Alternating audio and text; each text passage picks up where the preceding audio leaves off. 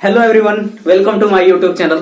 तो आज हम सेट्स का नेक्स्ट लेक्चर में आ गए हैं, लेक्चर नंबर 3, क्लास 11th का आर डी शर्मा मैथमेटिक्स। ठीक है, तो देखिए यहां पर आज हम लेक्चर में बताएंगे आपको कि डिमॉर्गन्स लॉ एक नया जो है टॉपिक है। ठीक है, डिमॉर्गन्स लॉ क्या है और उसको हम कैसे प्रूफ करेंगे। तो बने रहिए मेरे चैनल पर अंत तक और देखिए अलग अलग टाइप का question based on De Morgan's law and also sum property based on De Morgan's law and union intersections का प्रॉपर्टी भी यहां पर हम देखेंगे जो थियोरेटिकल मैथमेटिक्स में यूज किया जाएगा और साथ में प्रोबेबिलिटी में। ठीक है, तो बिना देर किए देखते हैं लेक्चर को स्टार्ट करते हैं। ठीक है, तो देखिए हमारा पहला एक टॉपिक है आज का डिमॉर्गन्स लॉ। ठीक है, पहला टॉपिक क्या है? डिमॉर्गन्स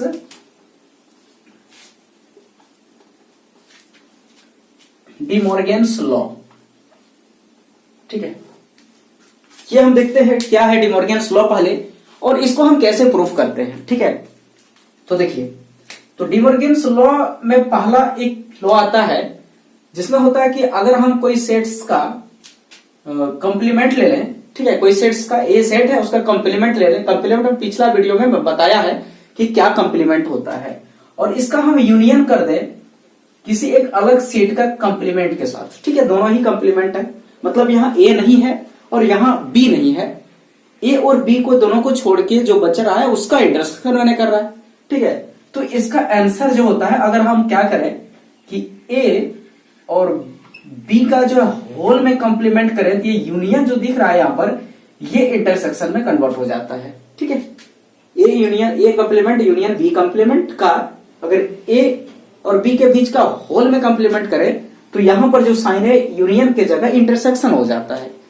ठीक है, ये पहला है। दूसरा है यहां पर इसी तरह अगर हम ए कंप्लीमेंट इंटरसेक्शन बी कंप्लीमेंट करें। ठीक है, A complement intersection B complement करें, ठीक है, अलग अलग सेपरेटली, तो अगर हम इसका जो आंसर होगा ए और बी का अगर होल में कंप्लीमेंट कर दे तो यहां इंटरसेक्शन का साइन है तो यहां पर चेंज होके यूनियन का साइन हो जाएगा। यही दोनों कॉन्सेप्ट है डिमॉर्गन्स लॉ। ठीक है, जिसका भरदम इस्तेमाल करते हैं हम लोग सेट्स को बनाने में, जहां की थियोरेटिकल देता है प्रॉब्लम। ठीक है, माने वर्ड प्रॉब्लम जो देता है उसमें बहुत ही इसका इस्तेमाल करते हैं सिस्टम को बहुत ही शॉर्ट करने के लिए और आसान तरीके से बनाने के लिए। और जो प्रोबेबिलिटी जो चैप्टर है इसमें भी इसका बहुत ही इस्तेमाल होता है। ठीक है, तो देखते हैं ये हम कैसे प्रूफ करें इसको। ठीक है, हम पूरा प्रूफ कर देते हैं। हालांकि याद रखना हमें रिजल्ट है। ठीक है, प्रूफ, लेकिन फिर भी अगर करके देख लेते हैं कि कॉन्सेप्ट डेवलप हो जाता है अगर थियोरेटिकल मैथ होता है तो। हालांकि एमसीक्यू रहता है तो इसे याद रखना होता है रिजल्ट को और इसके आधार पर क्वेश्चन को हमें बनाना होता है। ठीक है, तो देखिए, तो पहला नंबर अगर हम ले लें, हमको क्या प्रूफ करना है? To proof A complement union B complement is equal to A intersection B का होल कंप्लीमेंट। ओके, तो इसको प्रूफ करने के लिए हम क्या करेंगे? देखिए, सबसे पहला है इसको लेके चलेंगे हम। ठीक है, किसी एक को लेके चलते हैं, है ना। और एक चीज यहां पर नोट देकर के हम लिख रहे हैं, ध्यान दीजिएगा, एक चीज है ना, इंपॉर्टेंट जो है ये कॉन्सेप्ट है। तो मान लेते हैं कि ए अगर सबसेट है बी का, मान लीजिए ए क्या है? सबसेट है बी का, एंड बी भी जो है ए का सबसेट हो जाए, है ना, बी भी ए का सबसेट हो जाए, तो ऐसा केस में ये दोनों रिजल्ट को अगर मिल जाए हमें एक साथ तो हम बोलेंगे ए इक्वल टू बी। ये बहुत ही इंपॉर्टेंट रिजल्ट है और इसी के सहारे हम सारा सिस्टम को जो है प्रूफ करते हैं कैसे बराबर है। ठीक है, होता है ना कि ये इसका सबसेट हुआ और ये भी उसका उल्टे तरफ से सबसेट हो रहा है तो दोनों आपस में बराबर हो। तो यहां भी उसी तरह है। ठीक है, कि ये पूरा एक सबसेट है, पूरा एक सबसेट है क्या? नहीं, ये इसका सबसेट हो जाए और प्रूफ कर दें हम। ठीक है, और उसके बाद ये जो चीज रिजल्ट दिखा ये भी इसका हम सबसेट प्रूफ कर दें तो ये वापस में इक्वल हो जाएगा। ठीक है, यही कॉन्सेप्ट के साथ सारा सिस्टम चलेगा और ये भी एक सेट है पूरा मिलके। ठीक है, और ये भी एक सेट है पूरा मिलके और दोनों सेम है। तो देखिए करते हैं हम लोग प्रूफ। तो लेट यहां पर कर लेते हैं x belongs to A union B. ठीक है, x कोई एलिमेंट है। ठीक है, जो x ये ए कंप्लीमेंट यूनियन बी कंप्लीमेंट के अंदर है। यहां पर x कैसा है अगर नेचर लिख दें तो x is an arbitrary number, ठीक है, x is an arbitrary number. ये आर्बिट्रेरी एलिमेंट है, नंबर भी बोल सकते हैं, एलिमेंट है किसका, तो of A complement union B complement का। ओके, इसके बारे में लिख दिया था। ओके, अब देखिएगा कि यहां पर क्या है, x जो है इसमें बिलोंग्स कर रहा है ए कॉम्प्लीमेंट में और बी कॉम्प्लीमेंट में, ठीक है। यहां पर यूनियन का साइन लगा है। यूनियन का मतलब हमने बताया था कि x जो है या तो ए कॉम्प्लीमेंट में होगा या बी कॉम्प्लीमेंट में, आइदर किसी में भी हो सकता है, ठीक है। इसका मतलब ये हुआ कि x belongs to A complement, और यहां आइदर लगा देते हैं, either x belongs to A complement और x belongs to B complement, है ना। यूनियन का मतलब है किसी एक में अगर आ जाए ना तो फिर उसका पूरा यूनियन में वो आंसर आ जाता है। कोई भी एलिमेंट दोनों में से किसी एक में आ जाए, दोनों में भी आ जाए तो भी चलेगा, ठीक है। और इंटरसेक्शन में क्या था, स्ट्रिक्टली था कि दोनों में होना चाहिए, तभी इसके जो है यूनियन में वो जो एलिमेंट्स है आ सकता है, ठीक है। लेकिन इसमें क्या है, किसी एक में आने से ही, किसी एक में आने से इसका यूनियन में आ जाएगा। जो एलसीएम का कॉन्सेप्ट मैंने बताया था इसको, ठीक है, कि एलसीएम का कॉन्सेप्ट। अब देखिए यहां पर क्या है, अगर हमने देखा कि x जो है ए कॉम्प्लीमेंट में है, ठीक है, मैंने मान लिया कि x क्या है, ए कॉम्प्लीमेंट में है। इसका क्या मीनिंग है कि जो x होगा वो a में नहीं होगा। ओके, कॉम्प्लीमेंट करे क्या है कि a को छोड़ के, ठीक है, मैंने बताया था एक मैंने मान लिया कि ये यूनिवर्सल सेट है, ठीक है, ये यूनिवर्सल सेट है। यहां पर अगर a भीतर में है तो बाहर जो कहलाएगा वो ए कॉम्प्लीमेंट कहलाएगा, ठीक है। तो x अगर यहां पर बाहर में है, पक्का है, भीतर में नहीं है वो, ठीक है ना, ए भीतर में है, ओनली भीतर में जो रहेगा वो ए है। लेकिन x अगर ए कॉम्प्लीमेंट का मतलब है कि ए के बाहर में है, ये यूनिवर्सल सेट में लाई कर रहा है, लेकिन ए में नहीं है, इसके भीतर बाहर में है, तो पक्का है ना कि ए में वो नहीं है, वो x जो है ना वो ए में नहीं है। इसका यही मीनिंग हुआ नहीं है। और उसी तरह ये जो x होगा वो उसी तरह बी कॉम्प्लीमेंट में है, तो इसका मतलब है कि ये बी में नहीं होगा, होगा ना, बी में नहीं होगा ये, ठीक है। इसका मतलब क्या हुआ, देखिए ये दोनों रिजल्ट से, अगर ये दोनों रिजल्ट को हम देखते हैं तो यहां दीज अप्लाई करके क्या लिख सकते हैं इस जगह, देखिए कि x जो है वो क्या होगा, नहीं होगा ए यूनियन बी में। ओके, या तो इसमें नहीं है, देखो ए में नहीं है और बी में नहीं है, ठीक है, दोनों में नहीं है, सॉरी दोनों में नहीं है ना, और अगर है तो दोनों में नहीं है, ठीक है। इसका मतलब यहां पर यह ध्यान देंगे कि x जो है नहीं होगा, इसमें ए इंटरसेक्शन बी में नहीं होगा, है ना। इसका मतलब क्या है कि ये x जो है ए में है और ए कॉम्प्लीमेंट में है, और या तो x बी कॉम्प्लीमेंट में है ना, दोनों में से किसी एक में है। ओके, तभी इसके यूनियन ये ए कॉम्प्लीमेंट और बी कॉम्प्लीमेंट के यूनियन में आया है। लेकिन यहां बोल रहा है कि ना तो ए में है और ना ही बी में है, इसका यही मीनिंग है ना, किसमें नहीं है या तो इसमें नहीं है, किसी में नहीं है। तो किसी में नहीं है इसका मतलब है कि ए और बी दोनों में नहीं है। दिस मीन्स क्या हुआ कि x does not belongs to A as well as x does not belongs to B, है ना। ना तो ए में है x और ना ही बी में है, तब ना उसका कंप्लीमेंट में है। इसका मतलब है जहां दोनों में नहीं है तो x does not belongs to A intersection B, माने ए इंटरसेक्शन बी जब करेंगे, जब दोनों में से किसी में है ये नहीं है, तो फिर ए इंटरसेक्शन बी में कैसे होगा, कॉमन में आया ही नहीं, ठीक है, इसमें नहीं होगा ये। राइट, एकदम क्लियर है, यहां तक कोई दिक्कत नहीं है, ठीक है। अब हम क्या करते हैं कि ऊपर का रिजल्ट को मैं मिटा रहा हूं, आंसर ये जो मैं प्रूव करने जा रहा था यहां लिख दिया हूं नीचे, यहां का, और नीचे लिख रहा हूं मैं, ठीक है, इसको डी मॉर्गन्स लॉ को क्लियर करने के लिए।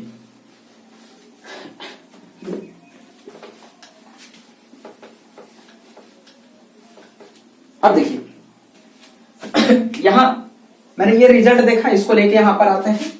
देखिए x जो है ए इंटरसेक्शन बी में नहीं है, इसका मतलब ये पक्का है कि x जो है ए इंटरसेक्शन बी के कंप्लीमेंट में अवश्य होगा, ठीक है। अगर इसमें नहीं है ना, इसका कंप्लीमेंट में होगा जरूर। ठीक है, ये ध्यान रखें। तो देखिएगा मैंने क्या किया, जो है x को यहां पर लेके चला, है ना। मैंने स्टार्टिंग में क्या किया, x को a complement union b complement का एलिमेंट मान के चला।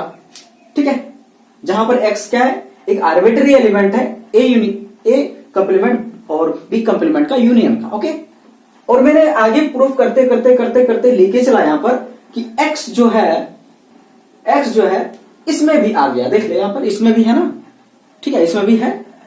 तो इसका ये मीनिंग होगा कि अगर x इसमें है, यहां पर देखिए x अगर इसमें है, ठीक है, कंप्लीमेंट है, इसमें है, ठीक है, कुछ एक नहीं लिखते, इसको ऐसे रख देते हैं, इसमें है और यहां पर भी आ गया, तो हम बोलेंगे 10 मैंने यहां पर लिख देते हैं। दैट इज का मतलब क्या है कि दोनों से मैंने क्या देखा कि x जो है वो बिलोंग्स किसमें कर रहा है, x बिलोंग्स मैंने किसमें कर रहा था कि a complement union b complement as well as. उसके बाद देखिए मैंने देख लिया आगे कि x जो है a इंटरसेक्शन b का होल कंप्लीमेंट जो है था, होल कंप्लीमेंट, इसमें भी ये बिलोंग्स कर रहा था। तो ये दोनों रिजल्ट से हमें अभी बराबर तो दोनों नहीं मिला, लेकिन ये पक्का पता चला कि a complement union b complement जो होगा वो सबसेट होगा a इंटरसेक्शन b का होल कंप्लीमेंट का। इसको, इस रिजल्ट को इक्वेशन 1 में रख देता हूं। ओके, ये रिजल्ट में रख दिया, है ना, ये कंप्लीमेंट होगा, सॉरी।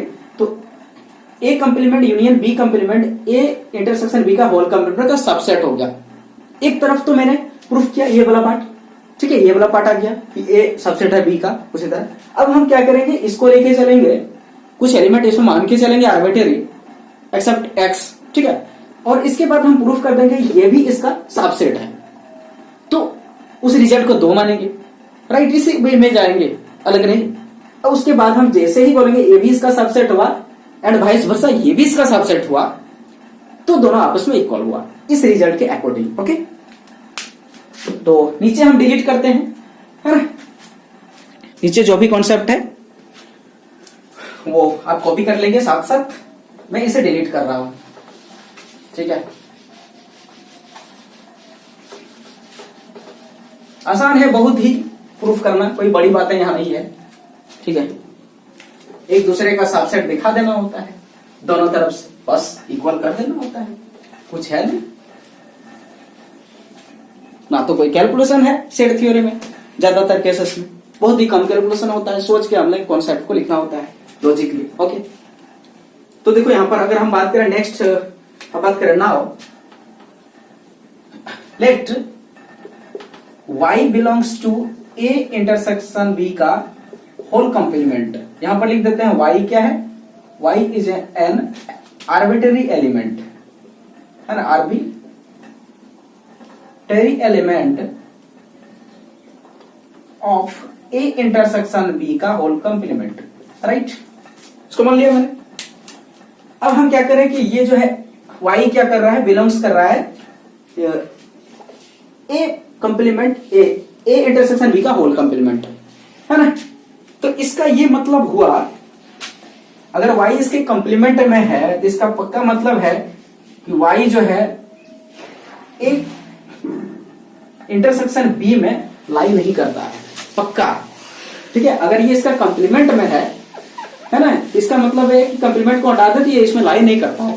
मैंने ऊपर का कॉन्सेप्ट बताया इसके बारे में।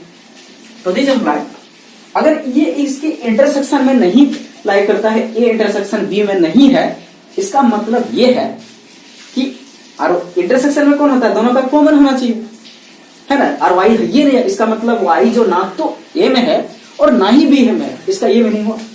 दैट इज हम कह सकते हैं कि Y does not belongs to A and Y does not belong to B, है ना, किसी में नहीं है, दोनों में से किसी में नहीं है, तब मैं कॉमन में नहीं आया।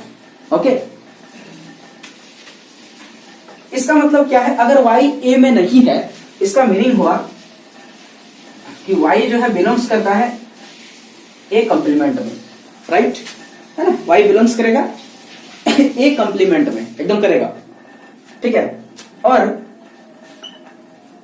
y बिलोंग्स करेगा बी कंप्लीमेंट में, ठीक है। या तो ए में करेगा या तो बी कंप्लीमेंट में किसी में करेगा, दोनों में नहीं है, बोला कि दोनों में नहीं है। यहाँ पर ए में नहीं है और बी में नहीं है ना, ए में नहीं है और बी में नहीं है। इसका मतलब है कि या तो वाई जो है ए कंप्लीमेंट में होगा या तो बी कंप्लीमेंट में होगा, दोनों में से किसी। यहाँ पर या हो जाएगा, क्योंकि देखिएगा कि किसी दोनों का कंप्लीमेंट में मुश्किल है होना, किसी एक में होगा ना, किसी एक में होगा। यहाँ पर दोनों का कंप्लीमेंट में नहीं, किसी एक का कंप्लीमेंट में हो सकता है। तो इसका मीनिंग यहाँ पर ये है, तो वाई जो है वो बिलोंग्स करेगा, और का साइन लगा है, तो A complement union B complement. Okay, तो देखिए मैंने यहां पर क्या लेके चला था कि y बिलोंग कर रहा है a इंटरसेक्शन b का होल कंप्लीमेंट, और आगे प्रूफ कर दिया कि y जो है बिलोंग्स करता है a complement union b complement. तो ये जो रिजल्ट हमें दिख रहा है, ये दोनों रिजल्ट से हमें क्या मिला कि ये जो a इंटरसेक्शन b कंप्लीमेंट जो है a complement union b complement का क्या है, ये सबसेट है। ओके, तो देखिएगा इधर इस रिजल्ट को हम लिख रहे हैं यहां पर, तो ये दोनों थ्रू से हम लिख रहे हैं, क्या मिला हमें कि a इंटरसेक्शन b का होल कंप्लीमेंट जो है वो हमें सबसेट मिल गया किसका, a complement union b complement. इस रिजल्ट को मैंने 2 नाम रखा, ठीक है। अब ये रिजल्ट को, सारे रिजल्ट को मैं हटा देता हूं इधर का, फाइनल रिजल्ट जो रखता हूं वही है फाइनल रिजल्ट, जो हमें चाहिए था वो हमारे पास आ गया है, देख लीजिए, है ना। ये 1 नंबर रिजल्ट क्या बोलता है कि A complement union B complement subset है ए इंटरसेक्शन बी का होल कंप्लीमेंट, और दूसरा नंबर ए इंटरसेक्शन बी का होल कंप्लीमेंट, ये सबसेट है A complement union B complement का, ठीक है। तो 1 और 2 से इस तरह का रिजल्ट देखने को मिल रहा है हमें, तो यहां पर लिख देंगे हेंस फ्रॉम इक्वेशन 1 and 2, ठीक है, 1 and 2 वी हैव, ये दोनों इक्वेशन से हमें क्या मिलता है, तो ए यूनियन बी कंप्लीमेंट जो है A complement union B complement equal to A intersection B का होल कंप्लीमेंट। ये देखिएगा इक्वल हो गया, यही तरीका है इक्वल करने का, हालांकि हमें तो रिजल्ट याद रखना है, ठीक है। और इसी तरह सेकेंड वाला भी करेंगे सिमिलरली, यहां लिख देते हैं, बस वही तरीका है, अलग कुछ। Okay, similarly A intersection A complement intersection B complement equal to A union B का होल कंप्लीमेंट, ठीक है। ये भी रिजल्ट इसी तरह ही आएगा। ओके, सिमिलरली ही एकदम आएगा, उसे ही प्रूफ किया जाता है। तो ये डी मॉर्गन्स लॉ जो कि मैंने प्रूफ करके दिखाया, और इसको रिजल्ट को याद करना होता है। अब हम देखते हैं डी मॉर्गन्स लॉ का इस्तेमाल करते हैं जो है डेली लाइफ में सेट्स का यूनियन इंटरसेक्शन के साथ में, ठीक है।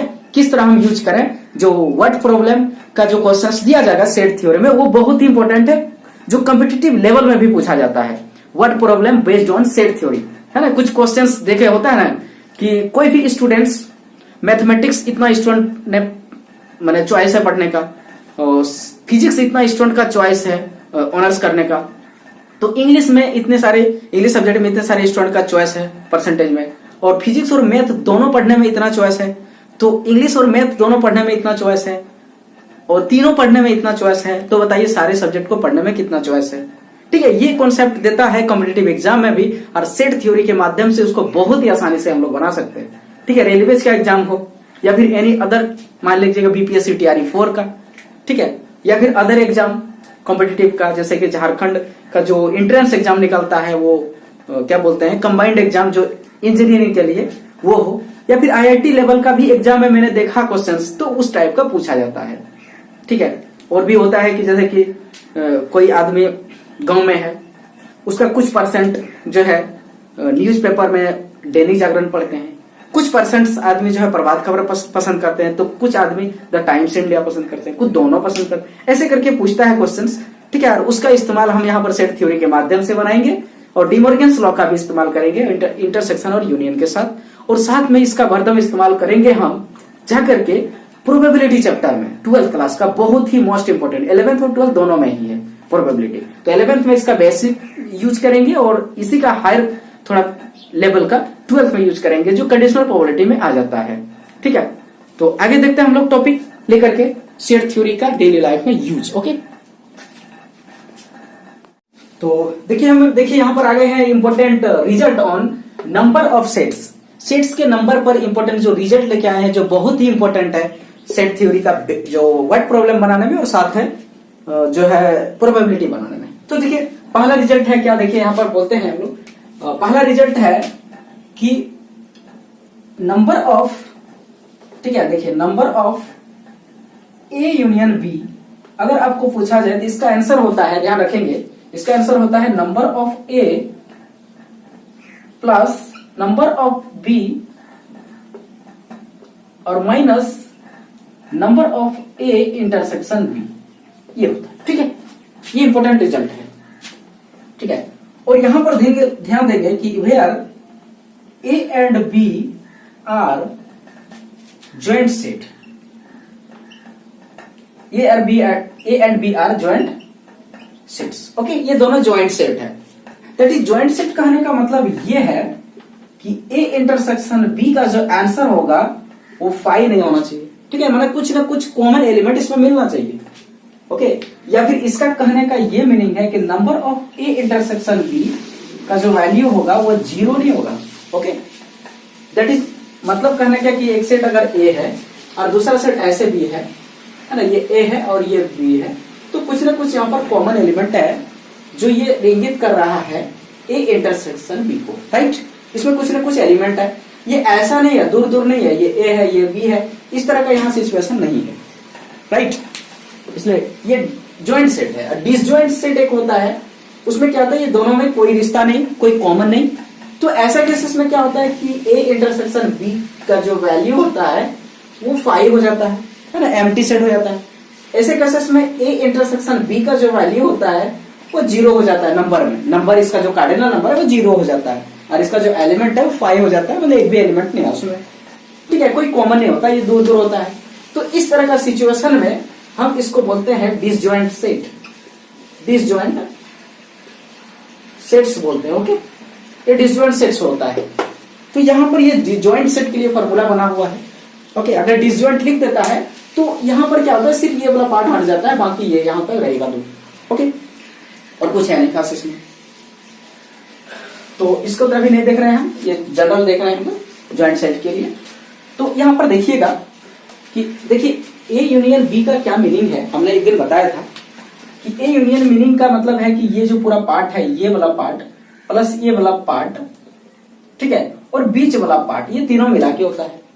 ठीक है, और यहां पर देखिएगा कि ए का क्या मीनिंग है, ए का मीनिंग है ये पूरा पार्ट, ए का मीनिंग है ये पूरा पार्ट। देखिए ये पूरा पार्ट, ये पूरा पार्ट है ना, ए का नंबर का मीनिंग है ये पूरा पार्ट।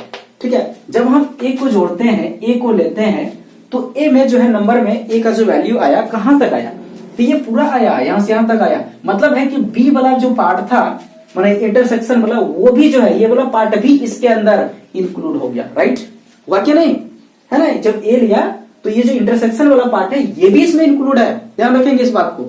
फिर मैंने ऐड किया, फिर बी वाला पार्ट लिया, ठीक है, बी वाला पार्ट लिया, तो बी वाला भी पार्ट कहां तक जाएगा, तो देखिए बी वाला यहां तक जाएगा, या पूरा पूरा, है ना। जब बी वाला मैंने नंबर लिया तो उसमें भी देखिएगा कि ये जो इंटरसेक्शन वाला पार्ट है वो भी इसमें इंक्लूड है ना, इसमें इंक्लूड है। अब एक ही नंबर दो दो बार जुड़ रहा है, कौन सा नंबर, तो ये जो इंटरसेक्शन है ना वो इसमें भी जुड़ गया और इसमें भी जुड़ गया, लेकिन हमें सिर्फ एक बार जोड़ना है, दो बार नहीं जोड़ना है ना। तो दो बार इसमें भी जुड़ गया, इसमें भी जुड़ गया, तो एक बार हटा दीजिए, रिपीटेशन से बचने के लिए एक बार उसको यहां से हटा दीजिए, है ना। एक बार हटा दिया, इसमें भी ये वाला पार्ट है, इसमें भी है, तो किसी एक से एक बार हटा दिया, तो रिपीटेशन वाला जो बात है यार, ये चीज नहीं आया। अब तो क्लियर हो गया, तो इसी वजह से ये फॉर्मूला होता है। ठीक है, कॉन्सेप्ट के तौर पर, है ना, कॉन्सेप्ट अगर बिल्डअप कर ले तो सिस्टम को आसानी से समझ लेंगे। ठीक है, तो ये कॉन्सेप्ट है, ये फॉर्मूला किसका बना, number of A union B का, है ना। Very very most important formula this is for sets, जो डेली लाइफ में वर्ड प्रॉब्लम का क्वेश्चन देता है, और साथ में प्रोबेबिलिटी के लिए बहुत ही मोस्ट इंपॉर्टेंट टॉपिक है। सेट्स पढ़ लिया, ठीक है, सेट्स को मैंने पढ़ लिया, अब सेट्स को इस्तेमाल कहां करूं यार, है ना, सेट्स पढ़ लिया, क्या पढ़ा, क्यों पढ़ा सेट को। ओके, तो देखिएगा कि कॉम्पिटिटिव एग्जाम में जो है एनालिसिस वाला क्वेश्चन दिया जाता है, ठीक है।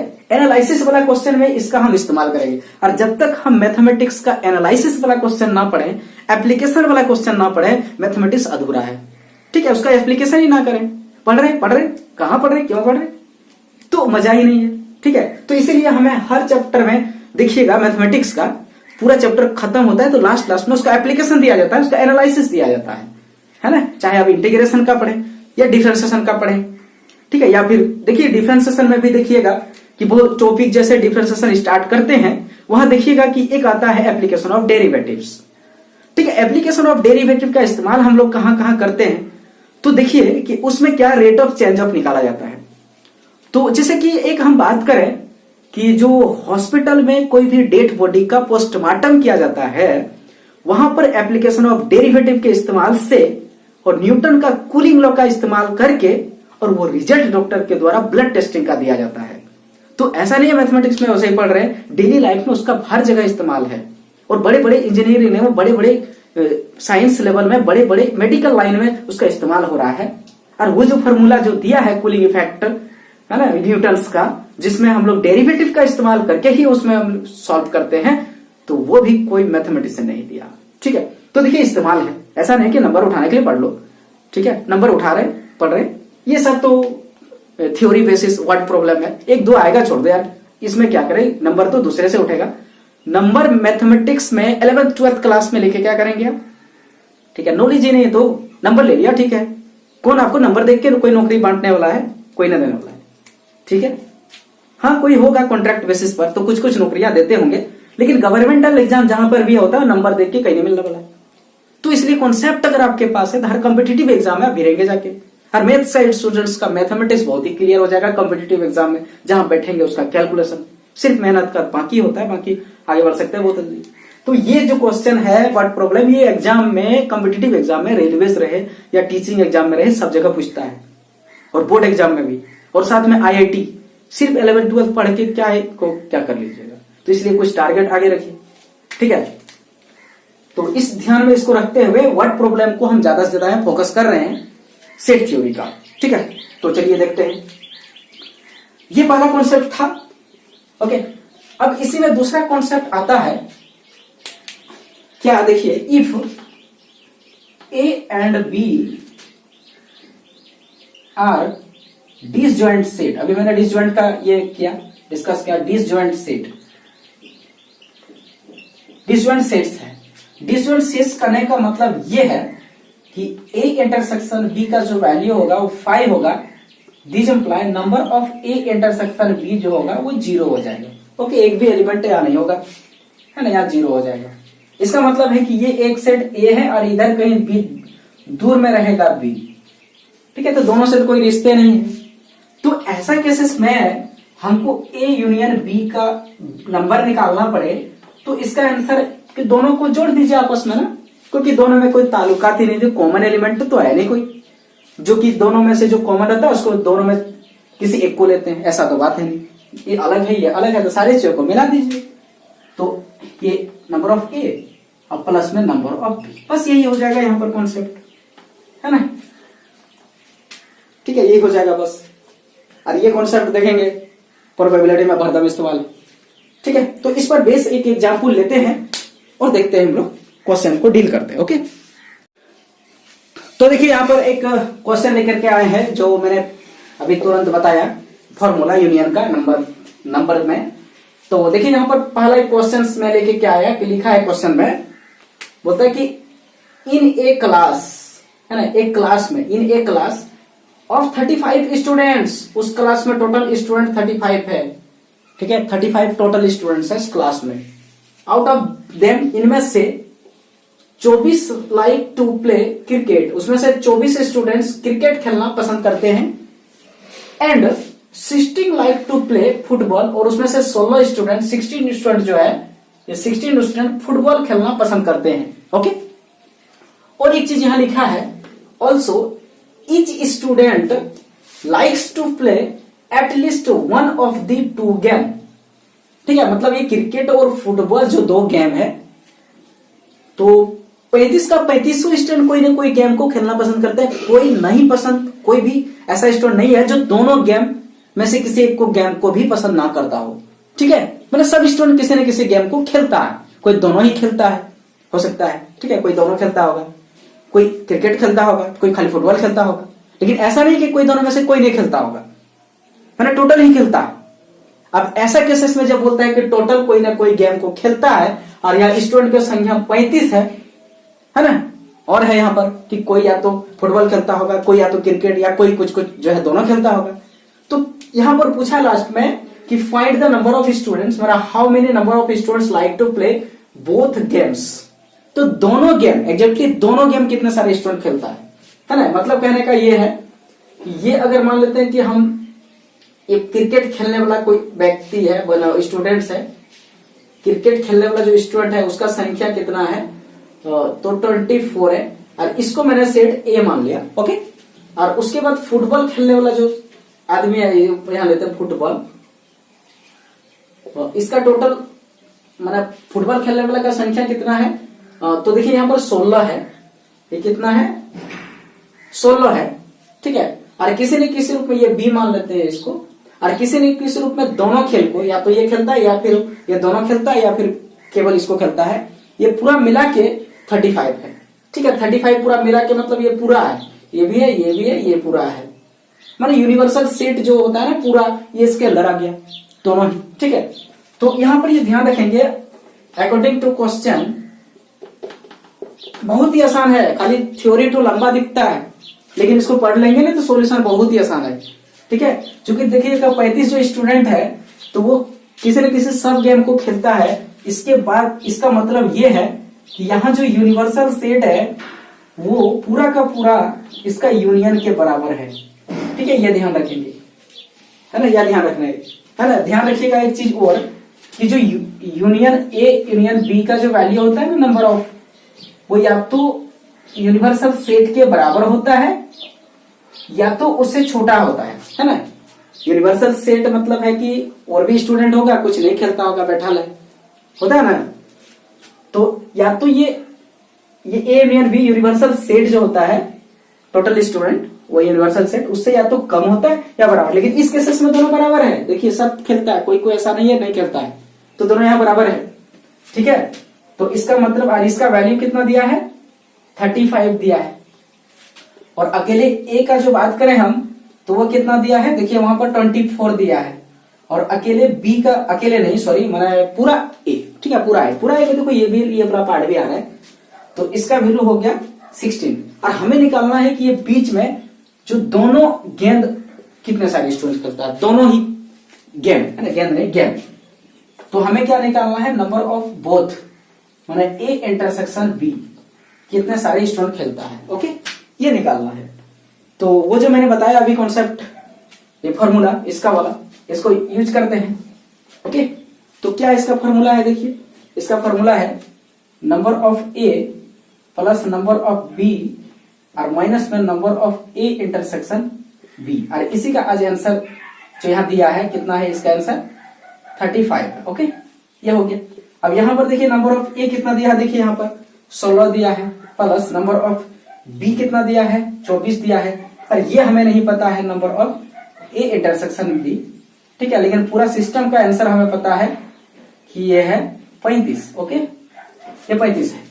अब इसको हम लोग सॉल्व कर लेते हैं, ये कितना हो गया, तो हमें ये निकालना है, ये इस पूरा पार्ट को इस साइड भेज दो, क्योंकि ये माइनस में है ना, उधर जाके क्या होगा, ये प्लस हो जाएगा, तो ये जोड़ने से कितना मिला हमको, तो 6 4 10 और 1 2 3 और 1 4 40 मिल गया, ये 35 है, इधर आएगा तो ये माइनस हो जाएगा, और ये वाला पार्ट माइनस में उस पार जाएगा, देखिएगा, तो ये यहाँ पर प्लस हो जाएगा ए इंटरसेक्शन बी, ओके।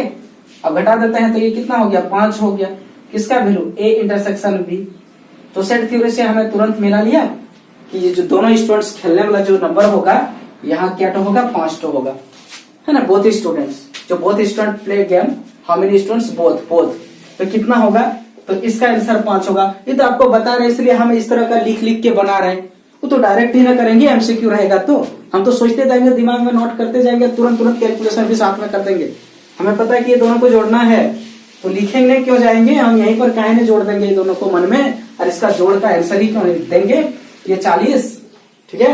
और हमें पता है कि इसको घटाना होता है, तो यहीं काहे ने डायरेक्ट घटा देंगे, ठीक है। डायरेक्ट क्यों ना कर दें, क्यों हम इसमें लिखें इतना, तो वो तो बताने जा रहे हैं इसलिए टाइम लग रहा है। लेकिन एमसीक्यू क्वेश्चन में जब जाएंगे तो उस समय इतना लिखने का जरूरी, खाली क्वेश्चन पढ़िए, समझिए, अंडरस्टैंडिंग अच्छा होना चाहिए। और अंडरस्टैंडिंग के लिए लैंग्वेज अच्छा होना चाहिए, ठीक है। लैंग्वेज में पकड़ अच्छा होना चाहिए, चाहे उसका अंग्रेजी का लैंग्वेज हो या फिर हिंदी का लैंग्वेज हो, ठीक है। तो मैथमेटिक्स में तो हम लोग जनरली इंग्लिश का लैंग्वेज ज्यादातर केसेस में पढ़ते हैं स्टूडेंट्स, ठीक है। तो इसलिए अंग्रेजी का लैंग्वेज जिसको मैथ रखा है तो उसको अंग्रेजी का थोड़ा लैंग्वेज तो अच्छा से पकड़ आना चाहिए। अब लैंग्वेज ही नहीं है तो लैंग्वेज प्रॉब्लम कैसे बना लोगे, है, समझोगे तब ना, बिना समझे दिक्कत होगा ना। ऐसे तो डायरेक्ट क्वेश्चन देता है तो समझ लेते हैं, फाइंड इतना बड़ी छोटे छोटे लैंग्वेज, ये तो पूरा लैंग्वेज से बना है ना। यहाँ वर्ड प्रॉब्लम लैंग्वेज का आपका स्टैंडर्ड अच्छा होना चाहिए, ठीक है। और कॉम्पिटिटिव एग्जाम में लैंग्वेज वाला प्रॉब्लम बहुत देखने को मिलता है। अब वहां हिंदी इंग्लिश तो दोनों देता है, ठीक है, तो वहां दिक्कत नहीं है, दोनों देता है, दोनों लिख लेंगे हम, जिसमें आपको समझ में आए, सुविधा हो, जिसमें आप ज्यादा समझते हैं, मिला जुला के, ठीक है। तो देखते हैं और भी क्वेश्चन इस पर आधारित। तो देखिए यहाँ पर सेट थ्योरी के वर्ड प्रॉब्लम के नेक्स्ट क्वेश्चन पर आ गए हैं। क्वेश्चन नंबर 2 क्या बोलता है, देखिए बोला है कि इन ए ग्रुप ऑफ 800 पीपुल, मतलब ये टोटल कितना सारे पीपुल है 800, उसके ग्रुप में से 550 कैन स्पीक हिंदी, उसमें से 550 आदमी जो है वो हिंदी बोल सकता है, can speak Hindi, okay. And 450 can speak English, और उसमें से 450 जो आदमी है वो जो है इंग्लिश बोल सकते हैं, ठीक है। तो how many can speak both the languages, तो कितने सारे ऐसे आदमी है जो हिंदी और इंग्लिश दोनों लैंग्वेज को बोल सकता है, ठीक है। और देखिए यहां पर हिंदी और इंग्लिश दोनों में से कोई ना कोई लैंग्वेज बोलता है टोटल, इसका मतलब यहां साफ क्लियर हो रहा है। सॉल्यूशन अगर बात करें अकॉर्डिंग टू क्वेश्चन, तो ए यूनियन बी जो है इसका आंसर देखने को मिल रहा है कि टोटल जो यूनिवर्सल है पूरा है, और इसका आंसर 800 है, ठीक है। इसका आंसर या तो छोटा या तो इसके बराबर होता है, आज बराबर है इस केसेस में भी। और साथ में मैंने देखो यहाँ पर एक चीज बताया, एक इसको माना, तो जो हिंदी बोलने वाला स्टूडेंट्स है ना, ये सॉरी पीपुल है, इसको मैंने सेट ए नाम रखा, और इंग्लिश जो बोलने वाला है सेट बी मैंने नाम रखा। इसको वर्ड में लिख लेंगे, कुछ नहीं लेट करके, ओके।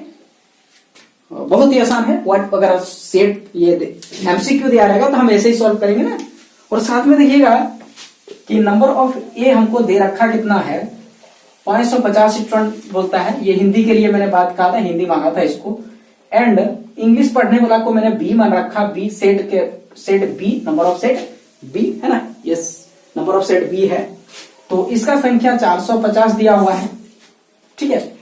और अपन को निकालना क्या है यहाँ पर कि number of A intersection B, मतलब दोनों लैंग्वेज को बोलने वाले कितने सारे स्टूडेंट्स हैं, सॉरी पीपुल हैं, ठीक है। तो देखिए, तो हम लोग यहाँ चलते हैं इसका वैल्यू के अकॉर्डिंग, तो इसका फार्मूला क्या होता है, ठीक है। ये जो नंबर है ना, डायरेक्ट इसका हम बात कर रहे हैं, तो इसका फार्मूला था number of A plus number of B, अब माइनस में होता है number of A intersection B, और इसका वैल्यू दे रखा है कितना 800, राइट, ठीक है। अब यहां देखिएगा कि इसका जो वैल्यू है 550 प्लस इसका जो वैल्यू है 450 दिया है, ठीक है, 450 दिया है, और दोनों जोड़िएगा देखिएगा 800 हो रहा है, नहीं, और 800 आदमी, इसका मतलब कुछ ना कुछ तो आदमी दोनों बोलता होगा ना मैच करके, और माइनस में ये दोनों बोलने वाला यहाँ पर, इसी का वैल्यू हमको निकालना है। तो क्या करते हैं, 800 को इधर ले आते हैं, पहले जोड़ देते हैं, ये कितना हो गया, ये 0 हो गया, 5 5 10 का 0 1 हो गया, और ये 4 5 9 1 10 का 0 1000, और माइनस में 800 और equal to number of intersection A intersection B, है ना। विच एम्प्लाई यहाँ पर देखिएगा कि 200 निकल गया, ए इंटरसेक्शन बी, मतलब दोनों लैंग्वेजेस को बोलने वाला जो आदमी है वो उसका संख्या कितना हो गया 200, करेक्ट आंसर, ओके। और भी देखते हैं क्वेश्चन। तो देखिए सेट थ्योरी के जो वर्ड प्रॉब्लम बेस्ड क्वेश्चन है उसमें तीसरा क्वेश्चन आ गए हैं, ठीक है। देखिए क्वेश्चन क्या बोलता है यहाँ पर कि क्वेश्चन बोल रहा है कि there are 200 individuals with a skin disorder, है ना। यहां पर क्या है कि 200 ऐसा आदमी है, इंडिविजुअल्स है, जिसको कोई ना कोई स्किन का डिजीज हुआ है, स्किन डिसऑर्डर माने स्किन डिजीज हुआ है, ठीक है। कोई न कोई स्किन डिजीज हुआ है। अब किसके वजह से हुआ है ये नहीं मालूम। ठीक है, आगे बढ़ते हैं। मैंने 200 है आदमी, उसको स्किन डिजीज हुआ है एक हॉस्पिटल में। जब सर्वे किया गया तो पाया गया कि 200 आदमी को स्किन डिजीज का प्रॉब्लम है। उसमें से अब देखिए 120 has been expose to chemical C1। ये 200 में से 120 आदमी ऐसा है जो केमिकल C1 से उसका स्किन डिसऑर्डर हुआ है। केमिकल C1 उसमें छिटका, स्किन खराब हुआ, स्किन में पड़ा। तो उसके बाद 50 टू केमिकल C2, मैंने 50 आदमी जो इंडिविजुअल्स है केमिकल C2 से उसको स्किन डिजीज का इस डिसऑर्डर हुआ है। और 30 ऐसे आदमी है, 30 आदमी ऐसे है जो केमिकल C1 और C2 दोनों से ये स्किन डिसऑर्डर हुआ है, मतलब केमिकल दोनों उसमें पड़ा होगा। ठीक है, ऐसे है। और कुछ कुछ आदमी ऐसा होगा जो C1 C2 के अलावा किसी दूसरे केमिकल या फिर दूसरा वजह होगा स्किन डिसऑर्डर होने का हॉस्पिटल में। ठीक है, तो यहां पर 200 का 200 आदमी C1 C2 या बोथ C1 C2 ऐसा नहीं है, कुछ दूसरा वजह भी होगा स्किन डिसऑर्डर होने का। ठीक है, तो हमें फाइंड क्या करना है, देखिए find the number of individuals expose to, माने इंडिविजुअल्स का नंबर हमें फाइंड करना है जो इस एक्सपोज हुआ है किससे, तो स्किन डिसऑर्डर का एक्सपोज हुआ है किससे, तो केमिकल या तो C1 या तो C2 है ना, या तो C1 या तो C2 से हुआ है। इसका मीनिंग यहां पर यह हुआ कि नंबर ऑफ C1 और C2 हमें निकालना है ना, या तो C1 या तो C2 है ना। तो उसमें क्या है, यूनियन निकालना है हमें दोनों का। दूसरा बोला है कि chemical C1 but not C2, यहां पर लिखा था ध्यान नहीं दिया, बट नॉट C2। ठीक है, बट नॉट C2 मतलब उसका नंबर निकालिए जो C1 से डिसऑर्डर हुआ है लेकिन C2 से डिसऑर्डर उसका नहीं हुआ, माने ओनली C1 कह सकते हैं। इसका मीनिंग क्या हुआ, ओनली C1। ठीक है, और ओनली C1 को हम लोग पढ़े थे, ओनली C1 को पढ़े थे C1 माइनस C2, यही ना पढ़े थे, या फिर इसी को पढ़े थे C1 में से हम क्या करेंगे, माइनस कर देंगे। यहां पर नंबर निकालना है ना, नंबर निकालना है तो नंबर लिख देते हैं, सब में क्या करते हैं नंबर लिख देते हैं। और इसका ये मीनिंग हुआ कि नंबर ऑफ C1 में से number of C1 intersection C2 को घटा देंगे, है ना, होता है ना, ओनली निकालते थे, ये फॉर्मूला मैंने बताया था, देखो यहां इस्तेमाल हो रहा है। ठीक है, और यहां पर ये क्वेश्चन बोलने का मतलब है, इस क्वेश्चन का मतलब है कि नंबर निकालना है किसका, ओनली C2 का। देखिए chemical C2 but not C1, मैंने C2 से तो इस स्किन डिसऑर्डर का एक्सपोज हुआ है लेकिन C1 से नहीं हुआ, मतलब ओनली C2 से हुआ है। ठीक है, वो कॉमन वाला नहीं रहेगा इसमें। इसी का मीनिंग होता है number of C2 minus C1। ठीक है, ये होता है, और इसी को हम बोलते हैं नंबर ऑफ C2। ठीक है, और माइनस कर देते हैं number of C1 intersection C2। ठीक है, यहां पर है number of C1 intersection C2, ये कर देते हैं, ये करते है ना। ये हमें 3 फॉर्मूला निकालना है। इसका आंसर हमें अभी तुरंत पढ़ लिया, क्या पढ़ा, तो number of C1 plus number of C2, number of C2 और माइनस में number of C1 intersection C2, यानी पढ़ा, यही तीनों हमें निकालना है। तो कॉन्सेप्ट हमें देखो सेट थ्योरी का जो कॉन्सेप्ट पढ़ा इसका यहाँ पर देखो वर्ड प्रॉब्लम में इस्तेमाल हुआ। ठीक है, ऐसा तो लिखा नहीं, सेट थ्योरी का क्वेश्चन कॉम्पिटिटिव एग्जाम में भी उठा के दे सकता है। ठीक है, तो बहुत ही आसान है, अगर आप कम से समझ जाते हैं तो चुटकी, हम तो बताने के लिए इतना सारा लिखेंगे कुछ नहीं, डायरेक्ट वहां से आंसर ही डालेंगे। ठीक है, तुरंत MCQ बेस्ड क्वेश्चन रहेगा तो। ठीक है, तो देखिए इसका फर्स्ट हम निकालते हैं, तो यहीं पर देखिएगा निकाल देते हैं हम इसका आंसर। देखिए कैसे कि इसका हमें वैल्यू निकालना है, तो इसका वैल्यू कितना दिया है C1 का, देखिए यहां पर C1 का वैल्यू, केमिकल C1 120 है ना, केमिकल C1 से कितना है 120 है, तो यहां लिख देते हैं 120 इसका वैल्यू हुआ।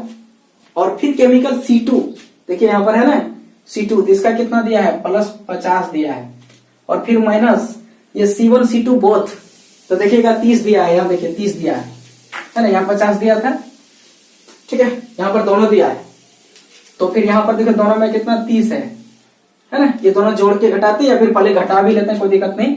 तो 120 हो गया और ये 50 में 30 घटा देंगे तो कितना 20 हो गया। यानी 140 आदमी ऐसा है जो जिसका स्किन डिसऑर्डर या तो केमिकल C1 या तो केमिकल C2 से हुआ। इसका मतलब टोटल नहीं हुआ, देखिए है ना, 200 में से आंसर 140 से है, मतलब ये यूनिवर्सल सेट है। ये वाला क्या है, नंबर ऑफ यूनिवर्सल सेट है। और ए यूनियन बी हुआ, ये आज यूनिवर्सल सेट से छोटा है, कम है, ठीक है, इस केसेस में। ठीक है, उसके बाद देखिएगा कि यहां मुझे ये निकालना है कि ओनली C1 का ये मतलब हुआ, वहां बता दिया मैंने कि ये C1 है और ये C2 है, तो केवल ये वाला निकालना है। तो पूरा C1 अगर बात करते हैं तो पूरा यहां तक होता है ना, तो उसमें एक्स्ट्रा क्या छूट रहा है, तो इंटरसेक्शन वाला छूट रहा है। देखिए इस वाला पार्ट में इंटरसेक्शन नहीं है ना, तो इस वाला पार्ट में से अगर हम ये C1 वाला पार्ट कितना था, देखिए यहाँ पर 120 है, इसमें से इंटरसेक्शन वाला पार्ट कितना है 30 है। अगर हटा देते हैं इसमें तो देखिए यहाँ पर 0 हो गया और ये 9 हो गया। तो 90 ऐसे आदमी हैं जो केवल C1 स्किन डिजीजेस का ऑर्डर से प्रभावित हुआ है, एक्सपोज हुआ है। अब यहां पर ईठो में देखिए क्या पूछ रहा है, ई वाला सेक्शन में देखिए क्या पूछ रहा है, इसमें ओनली C2 पूछ रहा है। ओनली C2 मतलब ये वाला है, तो ये वाला मतलब यहाँ C2 का मतलब पूरा हो गया, ये हो गया, ये पर्सन हो गया C2 में। लेकिन ओनली C2 मैंने केवल इधर वाला मतलब C1 वाला छोड़ के, इसका मतलब बीच में जो बात करे थे ये वाला पार्ट छूट रहा है। ये वाला पार्ट का मतलब क्या, इंटरसेक्शन छूट रहा है, किसमें से, टोटल C2 में से। तो टोटल C2 कितना था, यहाँ देखिए कितना लिखे थे, टोटल C2 का वैल्यू 50 लिखे थे, तो 50 और माइनस में जो दोनों में है कितना है 30 है, तो इसका आंसर कितना हो गया 20 हो गया। बहुत ही आसान है, अगर समझते हैं तो एक लाइन में आंसर, कुछ नहीं है, क्वेश्चन खाली बड़ा दिख रहा है। लैंग्वेज अच्छा होना चाहिए, पकड़ होना चाहिए, अंग्रेजी का है तो अंग्रेजी का, या हिंदी से लिखा है तो हिंदी का, दोनों में से कोई लैंग्वेज पकड़ होना चाहिए। लैंग्वेज मायने रखता है, आपको जो भी लैंग्वेज पकड़ है, उस जिस लैंग्वेज में आपने उस क्वेश्चन को, उस मैथमेटिक्स को पढ़ा है बचपन से, वो लैंग्वेज बिल्डअप कीजिए, बाकी वर्ड प्रॉब्लम चुटकी में बनेगा आंसर। तो देखते हैं इस पे आधार और भी क्वेश्चन। तो देखिए सेट थ्योरी का वर्ड प्रॉब्लम का नेक्स्ट क्वेश्चन पर आए हैं। क्वेश्चन क्या बोल रहा है, 5 नंबर देखिए क्या बोलता है, the out of 500 cars owner, 500 car owner में से इन्विगेस्टेड, जब इन्विगेस्ट किया गया उसका है ना, जब छानबीन किया, पता किया, ठीक है, तो उसमें पाया कि 400 ओन्ड मारुति कार, 400 जो मालिक है, ओनर है, वो मारुति कार का है, एंड 200 ओन्ड हुंडई, तो उसमें से 200 जो ओनर था कार का वो हुंडई कार का था, हुंडई कार का, ठीक है, हुंडई था। और 50 ऐसे मालिक थे जो मारुति और हुंडई दोनों टाइप का कार था उनके पास, ठीक है। तो यहां पर टोटल कितना लिखा है, टोटल का मतलब होता है टोटल कार, यहां ऑनर का बात कर रहे हैं, ठीक है, ऑनर्स इक्वल टू कितना होता है, नंबर ऑफ यूनिवर्सल होता है, हम लोग जानते हैं नंबर ऑफ यूनिवर्सल, और इसका संख्या दिया है 500, ओके। और यहां पर देखिएगा ये Maruti car, number of Maruti car, यहां नंबर लिख देते हैं, नंबर ऑफ ओनर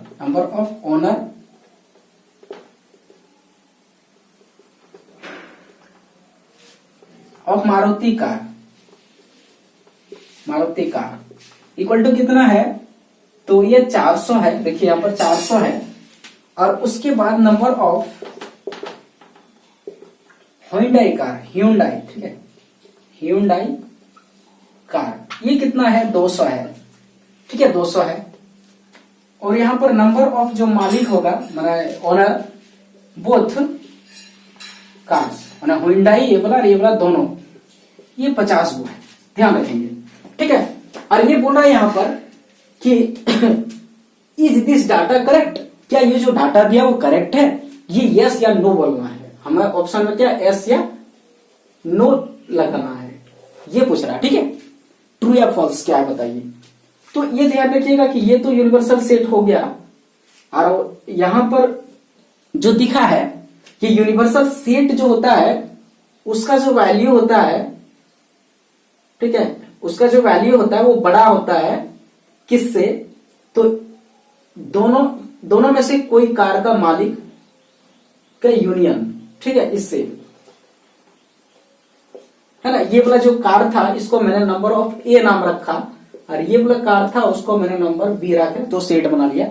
और ये जो कार था number of A intersection B मान लिया। तो ये यूनियन बी मतलब दोनों में से कोई एक कार का, या कार मारुति या कार ह्यूंडई का जो मालिक है, और आइदर दिस का, इसका होता है यूनियन। और इसका वैल्यू, ये जो दिया गया वैल्यू से या तो छोटा होता है या बराबर होता है। देखिए ये वाला वैल्यू बड़ा, ये वाला छोटा होना चाहिए। अब देखते हैं निकाल के। तो ये फॉर्मूला जब अप्लाई करते हैं हम इसमें, ये फॉर्मूला जब लगाते हैं हम, वो number of A union B का, ठीक है। तो उसका क्या फॉर्मूला था, number of A plus number of B minus number of A intersection, ठीक है। यहां पर क्या था, number of A intersection B, ये था, ठीक है। अब सबका वैल्यू बैठाते हैं हम यहां पर। तो ए कितना है, 400 है, बी कितना है, 200 है, और ये कितना है, 50 है, माइनस कर देते हैं, ठीक है। तो ये 400 200 600 हो गया, और 600 में 50 गया, ये 550 हो गया, ये 550 हो गया। जो कि इससे क्या है, ये देखिएगा कि ये बड़ा हो गया किससे, ये यूनिवर्सल सेट से, जो नहीं होना चाहिए, ये इम्पॉसिबल है ना। ये जो डाटा है ना, ये इम्पॉसिबल, क्योंकि इसका आंसर हमेशा इससे छोटा या बराबर आना चाहिए। यही कॉन्सेप्ट मैंने यहां भी लिखा, देखिए ये बड़ा होना चाहिए, इधर छोटा। तो ये क्या हो गया, इम्पॉसिबल हो गया, ठीक है। इम्पॉसिबल हो गया का मतलब ये करेक्ट है, तो नहीं है करेक्ट, नो करेक्ट, ओके। बहुत ही मजेदार है, ठीक है।